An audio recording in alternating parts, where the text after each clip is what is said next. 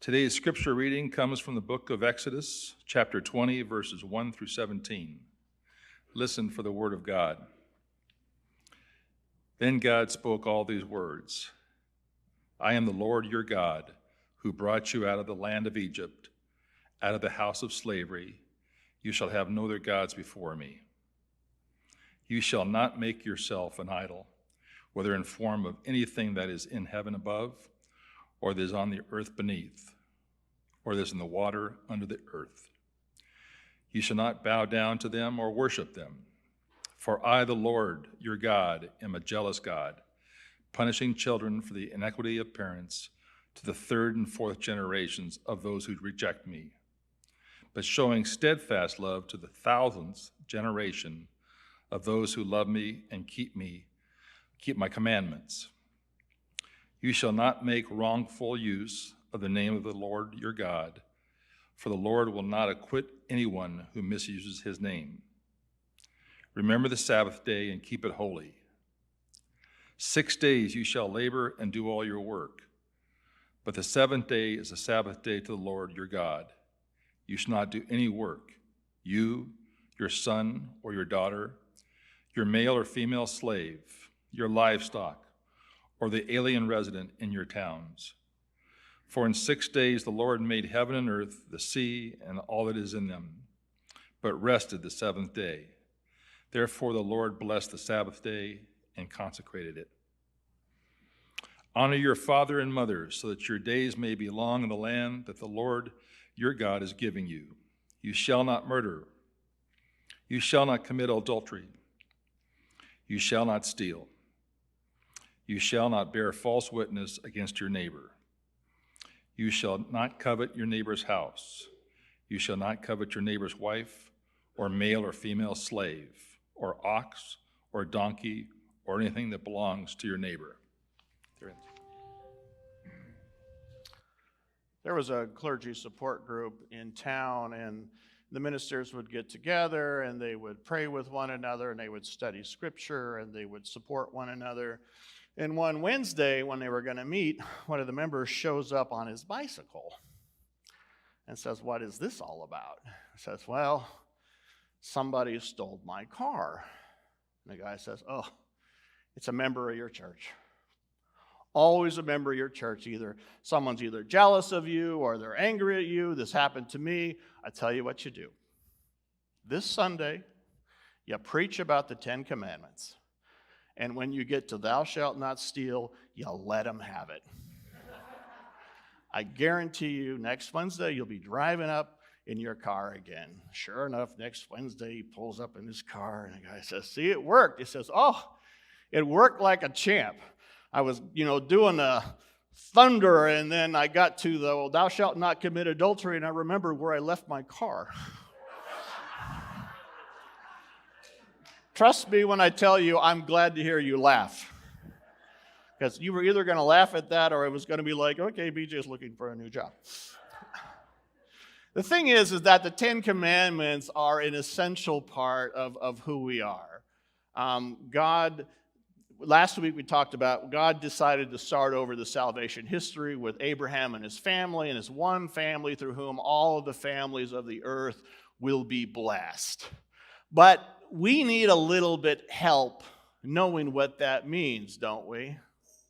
I mean, Jesus was a genius. Jesus was able to take all of the complexity of what became the law and reduce it to love the Lord your God with all your heart, soul, strength, and mind, and then love your neighbor as yourself, the golden rule. And about the same time as Jesus, actually probably just a little bit before Jesus, was Hillel.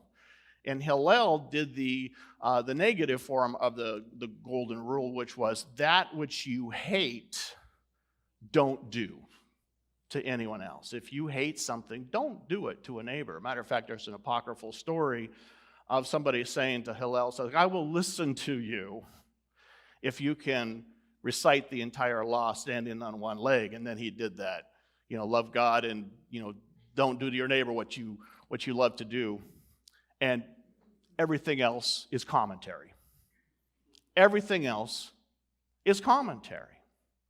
The problem is people don't know how to act Do they?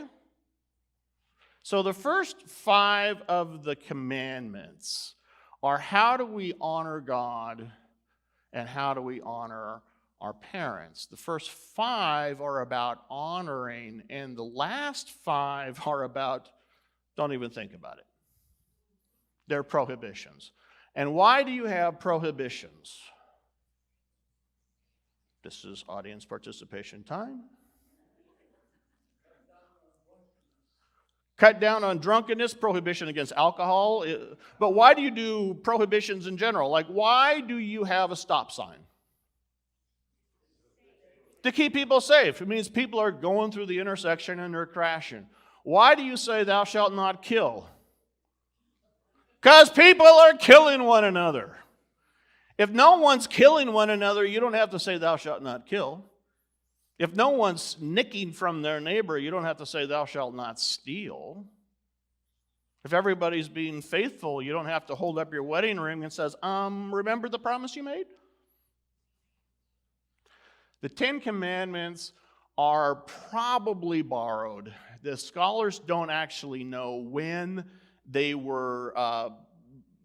came into existence exactly, but scholars pretty much agree that they were borrowed from the Hittites and the Mesopotamian civilizations. So they're not completely new, because societies understood that we needed general rules. And now, because you guys like children's moments, right? Do you? Yeah, the right answer is yes, because I'm going to keep asking you until you say yes, and then we'll go from there. I love children's messages with the 10 Commandments because they help me remember. Because otherwise, if I don't do them on my fingers, I can't get it done. Okay, so the first finger is one God. One God, one God, one God, no more. So don't start worshiping other gods, one God. The second one looks like what letter? What letter? Not numeral, what letter? I. No idols, okay? Basically, that means don't put anything, see these 2 fingers? Don't put anything in front of God. Don't put your money, don't put your nation, don't put your whatever, everything else. It can't be before God. All those things are important, love of your country, love of your family, love of having financial stabilities.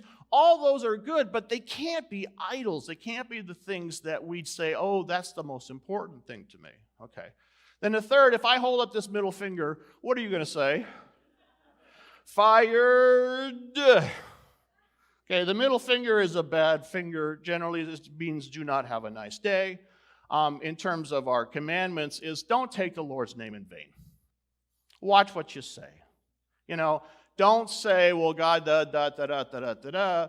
I mean, I love what Jesus says is when Jesus says, anything you do in my name, I will do.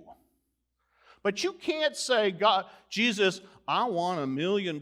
Jesus says, I don't really care. I got bigger fish to fry. How about you love your neighbor? How about you take care of the sheep? How about you do the good things in the law? So the middle finger, not a great finger. Okay, you got 7 fingers left. Remember the Sabbath and keep it holy. God creates in 6 days, but creation is actually completed when? On the 7th day. Creation is completed in a moment of rest. How many of you have said, I need a vacation? Anybody ever said that? Yeah, we got hands in the back. I need a vacation. Because if you're not taking vacation, if you are not resting, you're not at your best. There's an apocryphal story, don't know if it's true, but there's an apocryphal story about Henry Ford who walked by this guy's desk and he said, I always see you here. You're always here. Why is that? And the man said, I am so important to this company, I don't take my vacation. So Ford fired him. He says, if you're not taking your vacation, you're not functioning at your best. I need people in this company who are going to function at their best. The Sabbath is about taking rest, reminding us that we honor God when we honor ourselves and our bodies with rest. And, the Jewish people invented the weekend, okay? Talk about an idea with staying power. Until then, it was work 7 days a week. Now, hey, we got a weekend. Cool. It's only a one-day weekend. We made it better. Trust me. We get 2 days now. But that seventh day, this is remember the Sabbath and keep it holy. So then this poor little finger, it's so little. It's a tiny little finger. It's a jealous finger. It wishes it was longer. This is the only commandment that gives you a reason to follow it. Honor your father and mother so that your days in the land may be long. Everything else is like, do this or don't do that, but let's face it, our fathers and mothers, sometimes they vex us, sometimes we vex them, but honor your father and mother so that your days in the land may be long. You could actually have laughed at that. I would have felt good if you'd have laughed at that one. Anyway, I honor my father and mother most of the time. My son, actually my dad, while he was still alive, he loved it when my son would give me grievance. Because he said, you did that for so many years, and it brings me so much joy to see Michael do to you what you did to me. And so he would pat Michael on the back and say, well done, good and faithful grandson. Honor your father and mother. Okay, now, so we get to the other hand. And this finger looks like a knife. Thou shalt not kill, don't kill, don't kill, don't kill. If you look at Ukraine, what are they doing? Lots of killing. It's not a difficult thing to say, don't do that one. And then what's this finger here? The next finger, it's got a ring on it. Remember your promises. I mean, we talk about keeping our promises when we're married, but what I like about the ring is it reminds me whenever I see it, not just to be faithful to my wife, but to be faithful to the promises that I make in all my relationships. Because every relationship that we have is important, and every relationship that we have should be honored. And if we do that, we're in good shape. And you've got this grasping. What does that look like? Don't steal. Then this looks like an L. See, we have a winner. Ding, ding, ding, ding.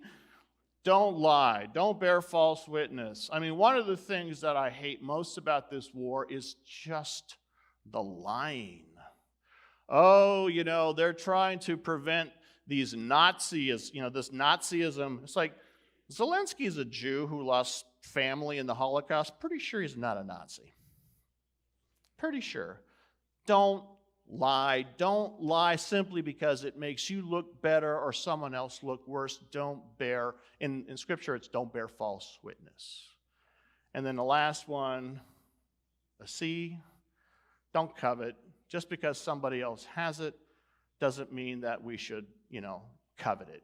Don't covet your neighbor's wife. Don't covet your neighbor's house. Don't covet your neighbor's car. That's a tough one sometimes. It's like, ooh, that car is nice.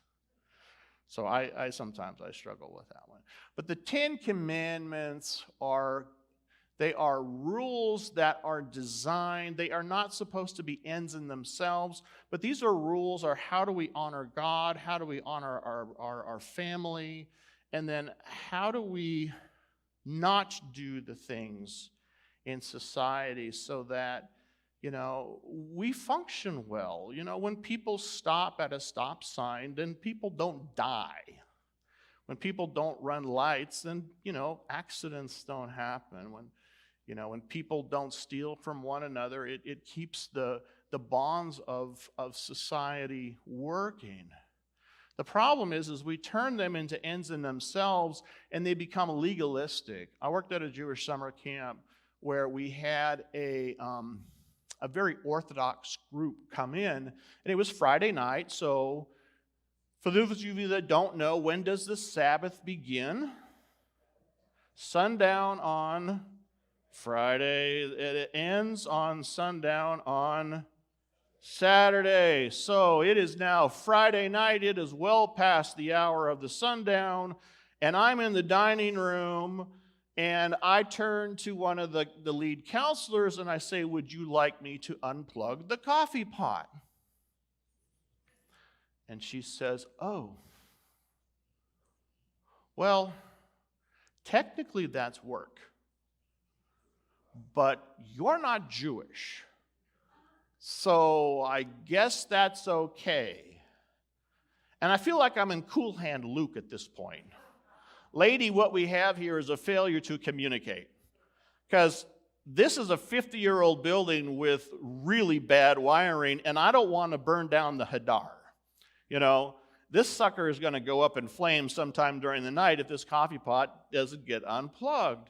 And so sometimes it's like, oh my gosh, we can become legalistic about our rules. And one of the things that in Christianity and Judaism, Paul talks about and I'm going to say it and then I'm going to pull it back because this has been used to say Christianity is better than Judaism. But Paul says, the spirit of the law gives life, and it's the word of the law that kills. But the rabbis say it differently. The rabbis say every mitzvot, every rule, every commandment, and there are not just 10. The 10 is a decalogue. You've heard of the term decalogue? Deca meaning 10. Decalogue is the 10 commandments, and there's two different points in Exodus and Leviticus where there's different versions of the decalogue. But those are 10. But there are 613 commandments between Leviticus and the rest of Torah. There's a lot of commandments, and it's like you can feel so bogged down. But the commandments say it is a joy. It is a joy to fulfill. Every time you fulfill a mitzvot, it's a joy. I know my parents, they would give me rules, and actually I was a good boy. I followed the rules. But I always felt good when I followed there are some rules that don't make a lot of sense. Like not having two different fabrics in clothing. How many of you are wearing polyester blends? All right. See, we are having low standards here because you are not supposed to wear two different types, cotton and wool and this. Oh, please, people. Don't you understand you're supposed to be honoring God this way? You're not supposed to plant peas and beans next to each other. And sometimes I believe this, trust me, there is nothing that I say that I expect you to believe. My wife will tell you that that's how she survives our marriage. But I honestly believe that there are things that are put in Scripture because they don't make a lick of sense. It don't make a lick of sense, but if I follow it anyway, I'm following it because it's what God said to do. It reminds me I'm supposed to listen to God. Most of the time, they're really good. Like pork, it can give you trichinosis and whatnot, and all of that good stuff. But some of it, like having a polyester blend, is like, oh, I'm okay with that. I really am okay with that. But, and I do, trust me, I do. But there are other things that's like, I'm going to do it, or in the tradition, we will do it simply because God says we shouldn't. And even though it might not make sense, it's like, but we owe our allegiance and we owe something to God, and sometimes we do things that don't make sense. I did a lot of things my parents said that didn't make any sense to me whatsoever. But I am glad now in this stage of my life that I did, because they did lead me where I should go. The fascinating thing about the Ten Commandments is when I look at them in vis-a-vis the war in Ukraine is pretty much this war breaks all of them. I mean, that's a pretty big feat. That's a pretty significant achievement. The only one that I'm not sure yet has been broken is the adultery one, but I'm quite sure if it goes on long enough, it will be, because of what happens in war. I mean, war is a perfect example of why you have the rules. Because there's no way you can say, whatever Putin says is right, that's idolatry. You can't have no God before God and do what you're just doing. There's no way about not lying. There's no way about not killing. There's no way of not stealing. There's no way of not coveting. None of these things are possible to avoid in this war. You want a good reason for these rules? Just take a look at Ukraine. Most of the stuff, it's like, I have a friend who talks about the sins that we love. And I don't want to pick on women's fellowship, but my experience with women's fellowship is there is a prohibition against gluttony in the Hebrew Scriptures, and there is no women's fellowship group that I have ever been a part of that didn't want to give me more food. Oh, look, you should have some more of this bean casserole. This is fantastic. Oh, you got to have some of Martha's cake. Martha's cake is to die for. Oh, this dessert, this is awesome. And there are those things that we love. And so I don't want you to say, well, we have to be legalistic about things. We do not.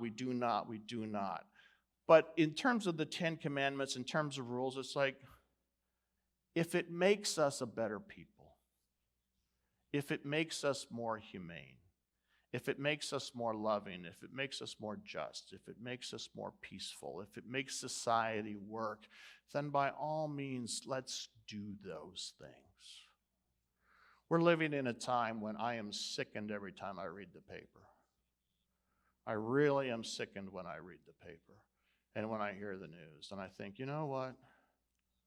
Maybe we need to get back to teaching some of those Ten Commandments, and maybe some of this stuff wouldn't happen. Something to think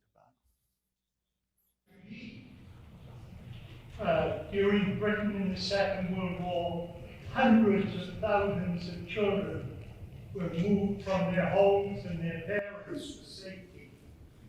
And it's something that affects you for the rest of your life. My wife was virtually uneducated between 6 and 12. Luckily, she could read. She had very bad experiences with people and very good experiences with people. She got taken back to London because of bad experiences. She had an identical twin sister with her. And there was a bomb shelter in the garden.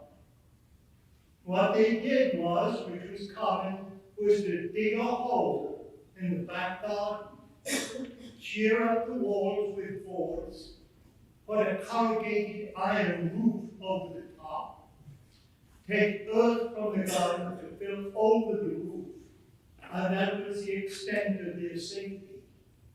Her house was bombed, and she was in the garden. Now they survived it. Finally, and this is where the connection is even worse, they were finally driven to the country. They'd been all over the place, because of missiles. Britain was bombarded with 15,000 missiles. 60,000 civilians were killed. So it registers with me.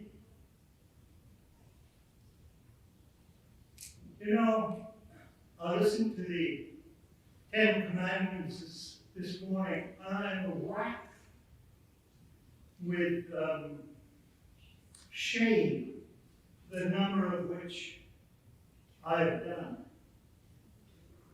I think all of us go through that. But by helping these people, there is redemption. I've never spoken about this before. I've spoken about it now. Thank you. So it affected my wife. My wife had huge gaps in her education, which made her fail the first time she tried to get a degree. Even though she was 12, essentially before she got an education, at 16 she won a full scholarship into the University of London. But there were still gaps. And there were gaps in her life that were never filled. Sorry for your time. Thank you, David.